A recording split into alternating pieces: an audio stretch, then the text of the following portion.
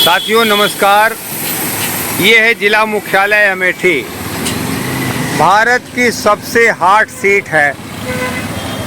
लोकसभा चुनाव का बिगुल बज गया है और 20 मई को अमेठी में चुनाव होना है। और इस चुनाव के बीच में चुनावी सरगर्मियां जहां पर तेज हो गई हैं, वहीं पर किसान आंदोलनों ने भी अपना बिगुल फूंक दिया है।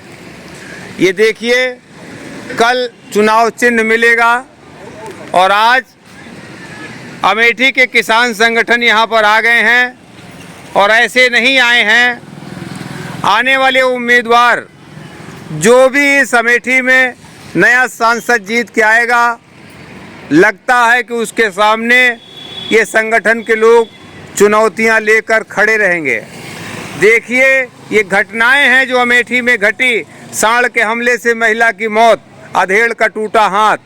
अब घंटा घर में सांड ने बुजुर्ग को पटक कर मरणासन किया। 1.5 साल में जिले से 380 नाबालिग लड़कियों का हो गया अपहरण। 50,000 से अधिक बच्चे नियमित नहीं आते स्कूल। बच्चे बिना ड्रेस, जूते, मोजे और स्वेटर के पहुंचे स्कूल। पर्सनली विद्यालयों में घट गए 25,000 विद्यार्थी। खैराना माइनर में नहीं आता पानी। वन राजा परिवारों को विकास की मुख्य धारा में शामिल करने के लिए अनिश्चितकालीन धरना। बिन पानी के बीतेंगे कई गांवों की दिवाली। ये हकीकत है अमेठी की। एक अदम गोडवी का शायर है कि सरकार की फाइलों में गांव का मौसम गुलाबी है, मगर ये आंकड़े झूठे हैं, ये वादे किताबी हैं, ये दावे किताबी हैं। तो आइए, संयुक्त किसान मोर्चा के किसान संगठन के पदाधिकारी यहाँ पर हैं और क्या रणनीति उनकी होगी इस चुनाव में, वो उम्मीदवारों के सामने क्या चुनौती पैदा करेंगे, उसके बाद में क्या करेंगे, हम बात करते हैं। सबसे पहले हमारे साथ चुन्नू सिंह है। भाई साहब, आप अपना पूरा परिचय बताइए संगठन के नाम के साथ। बहुत बहुत धन्यवाद मित्र। मैं भारतीय किसान यूनियन अराजनैतिक जिला अध्यक्ष अमेठी चुन्नू सिंह टिकैत। जो अभी एक हमारे यहाँ लोकसभा चुनाव, जिसको हम महापर्व के रूप में मनाते हैं, एक हमारे गरीब किसानों और मज़दूरों के लिए अपने अधिकारों के प्रयोग करने का बहुत उपयुक्त समय हमारे पास आया हुआ है।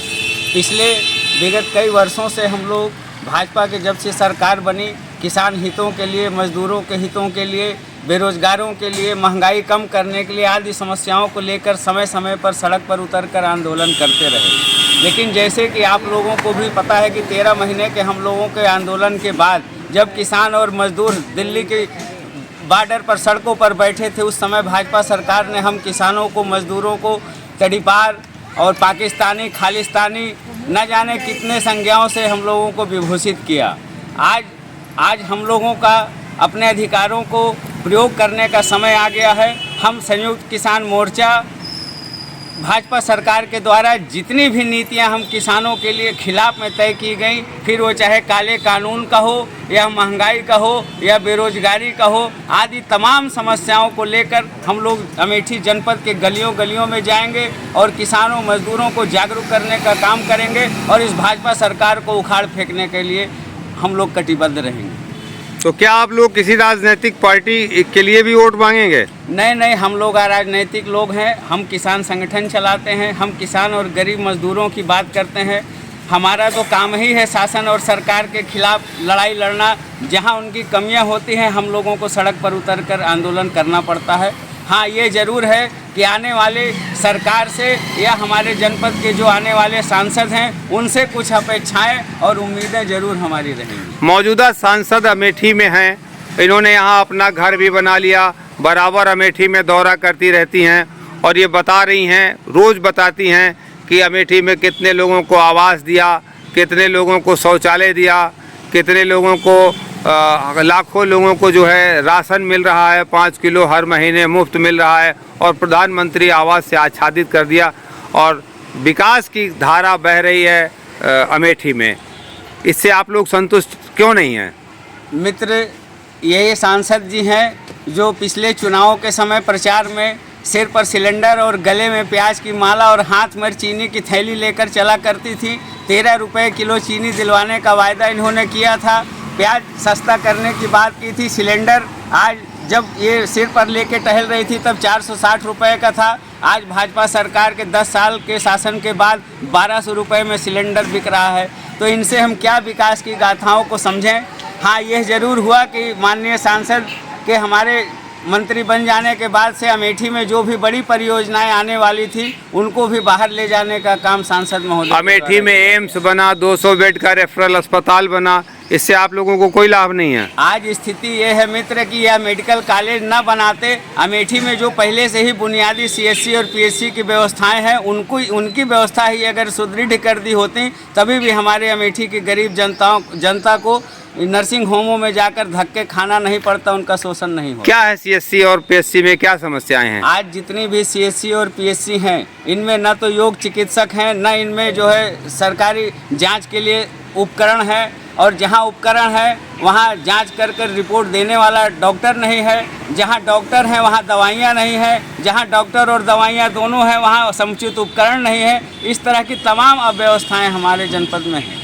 धन्यवाद जी। आप हैं श्री अजय मिश्र जी, जो बिल्सन बाबा के नाम से मशहूर हैं और बहुत क्रांतिकारी नेता हैं अमेठी के। जी, मेरा नाम अजय मिश्रा बिल्सन बाबा है।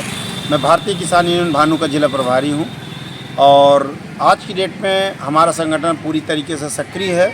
जैसा कि आप सभी लोग जानते हैं कि हमारे राष्ट्रीय अध्यक्ष महोदय ने पिछली बार भाजपा को पूरी तरीके से समर्थन किया था और उनका सरकार बनाई थी, और भाजपा ने भी उनको ये आश्वासन दिया था कि हम किसानों के हित में पूरा काम करेंगे।